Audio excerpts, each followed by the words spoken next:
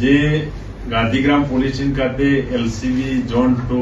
ના ટીમ દ્વારા વાંદરી ગેંગ ઝડપાઈ છે, જે લોકોને માટીકામ અથવા ખોદકામ કરતા સોનું તથા જૂના ચાંદી સોનાના સિક્કા મળી આવે તેમ કરી અને લોકોને છેતરપિંડી કરી અને લાલચ આપી અને પૈસા લઈ જઈ અને ડુપ્લિકેટ સોનું અથવા ચાંદી પકડાવી દેતા હતા। એ બાબતે ગાંધીગ્રામ પોલીસ સ્ટેશન ગુનો ભારતીય ન્યાય સંહિતા કલમ 318/61 મુજબ દાખલ થયેલ એ કામે ફરિયાદી ધવલભાઈ પ્રવીણભાઈ મોલિયા નાવ રોણકી રોડ ખાતે ક્લિનિક ધરાવે છે, તે ક્લિનિક ખાતે આ કામના આરોપી ખોટું નામ ધારણ કરી અને પેશન્ટ તરીકે આવેલ, ત્યારબાદ તેમના ક્લિનિકના ઉપર મોબાઈલ નંબર જોઈને ફરિયાદીને જાણ કરેલ કે અમે ખોદકામ કરતા તે વખતે જૂના સોના ચાંદીના દાગીના સિક્કાઓ મળી આવેલ છે, જે બાબતે તેમને છેતરી અને 5 લાખ રૂપિયા ચોટીલા ખાતેથી લઈ અને ડુપ્લિકેટ સોનું પકડાવ્યું છે। આરોપી નંબર 1 ઈશ્વરભાઈ ઉર્ફે પરિયો વીરાભાઈ વાઘેલા, રહેવાનો એનો સરખેજ અમદાવાદ। નંબર 2 અર્જુન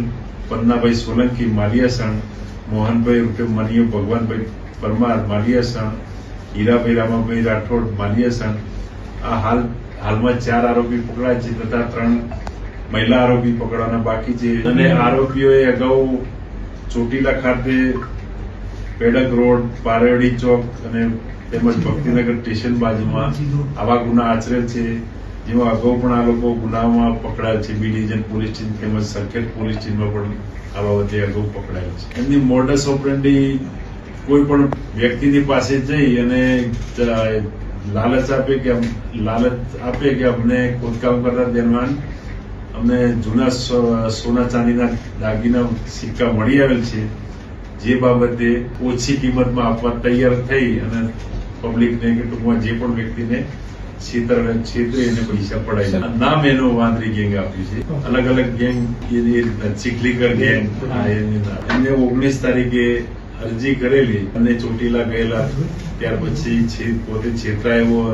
આભાસ થતા ગાંધીગ્રામ પોલીસ ખાતે અરજી કરેલ અને તપાસ ચાલુ હતી દરમિયાન કામના આરોપીઓની ઝડપી અને ફરિયાદ દાખલ કરીને આગળની કાર્યવાહી એ પણ માની શકાય કે પોતે છેતરાય છે અને સમાજમાં આબરૂ જવાની બીકના કારણે પણ આ પણ પગલું ભર્યું હોય છે। હોસ્પિટલ, બાલાજી હોસ્પિટલના તેમજ અન્ય એમના જે સગાવાલા